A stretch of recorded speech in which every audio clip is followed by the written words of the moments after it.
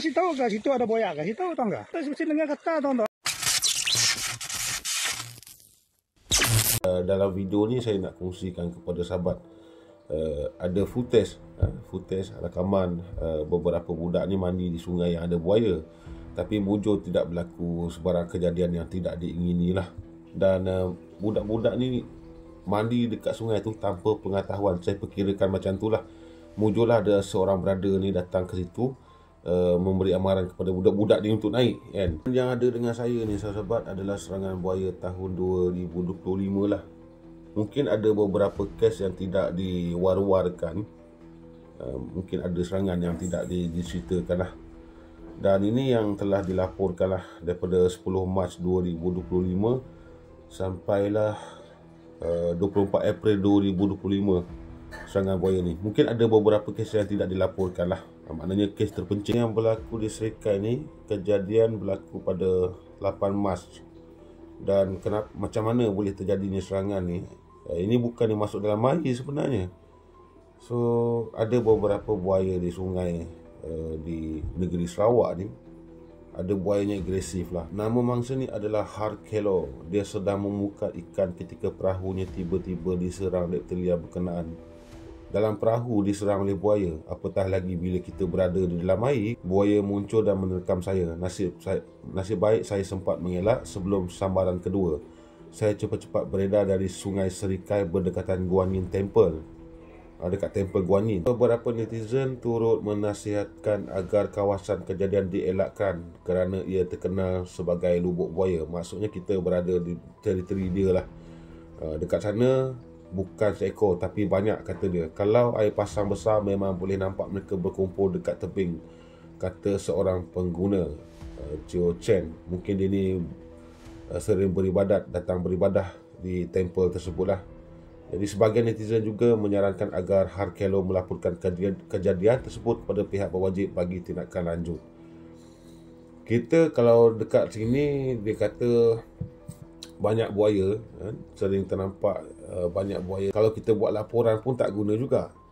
Takkan kita nak tangkap semua buaya yang ada di situ. Sebab tangkap buaya ni saya tahu memang bukan kerja yang senang sebenarnya.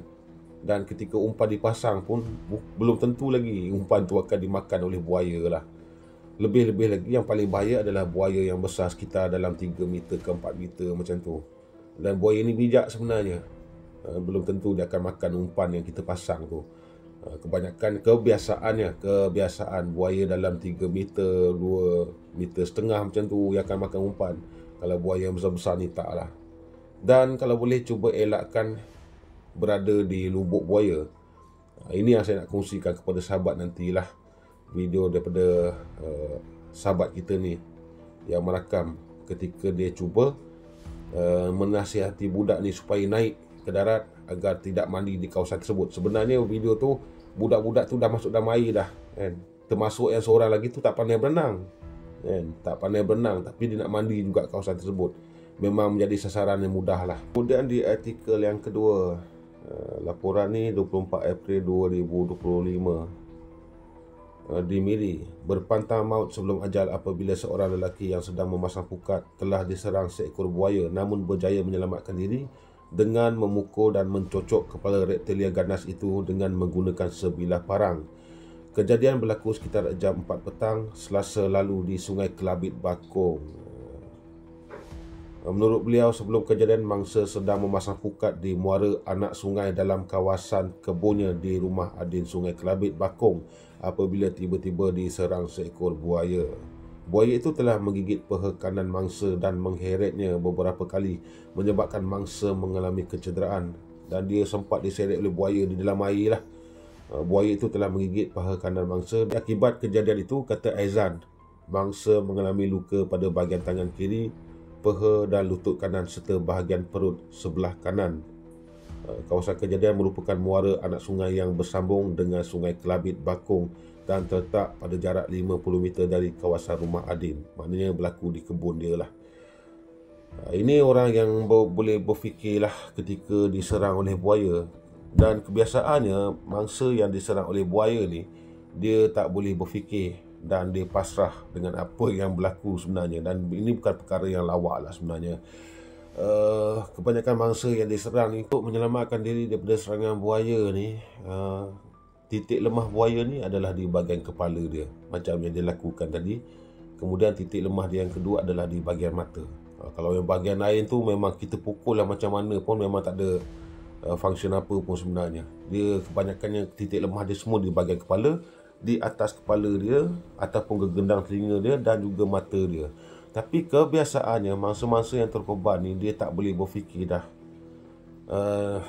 Kita tak tahu dan kita tak berada di tempat mangsa. Mungkin mangsa ni dia pasrah dengan apa yang berlaku kat atas diri. Kita sendiri berada di tempat mangsa, kita pun tak boleh berfikir juga sebenarnya.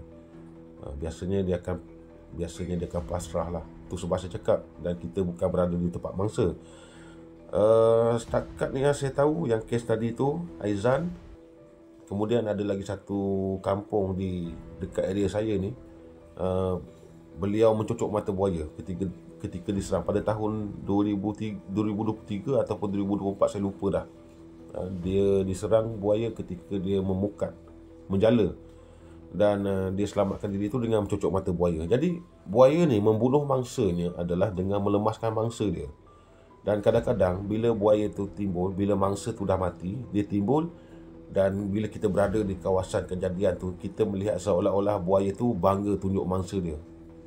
Tak, sebenarnya buaya tu tak bangga tunjuk mangsa dia. Jadi bila mangsa tu dah mati, dia timbul.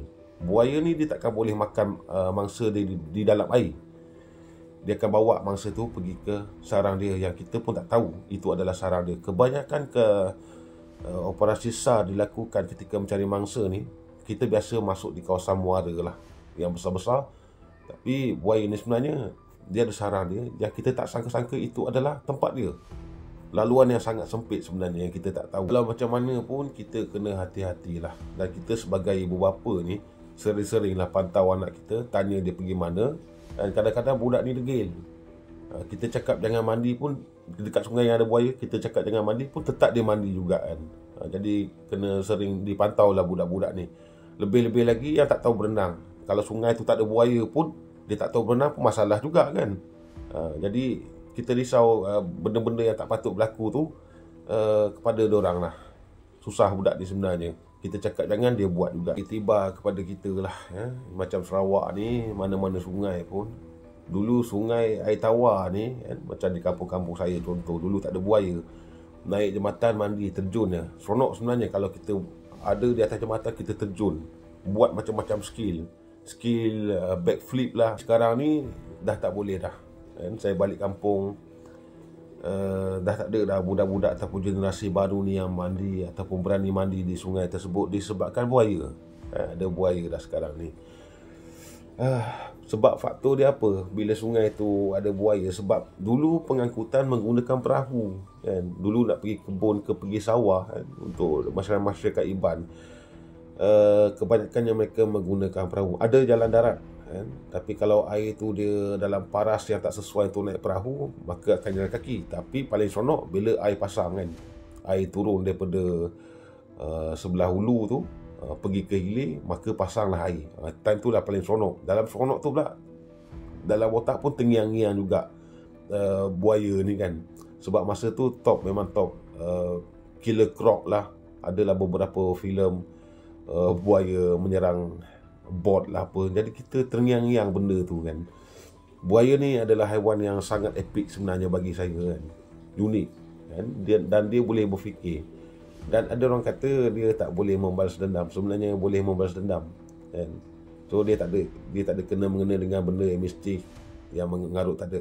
Ada satu video yang saya dah share beberapa kali di dalam channel saya ni. Ketika itu berlaku di Kalimantan. Dia tombak buaya tu dia patah balik. So dia akan ingat muka kita tu lah.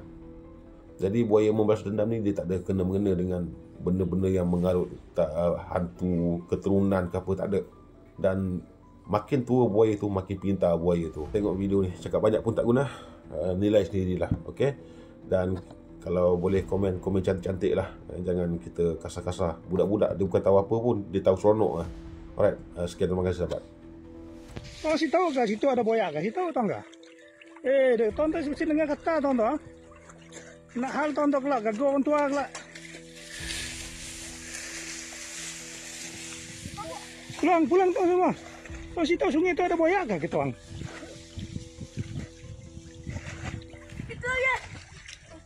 Pulang. Jangan mandi situ bahaya tu. Masih nangga saya kami orang nangkap buaya di ujungnya. Pulang, ai.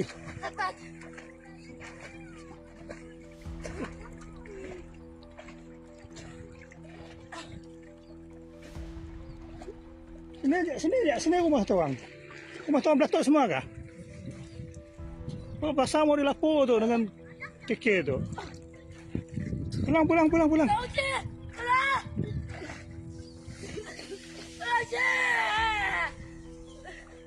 Kau boleh berenang sih? Tengah kawan. Kau boleh berenang ke sini?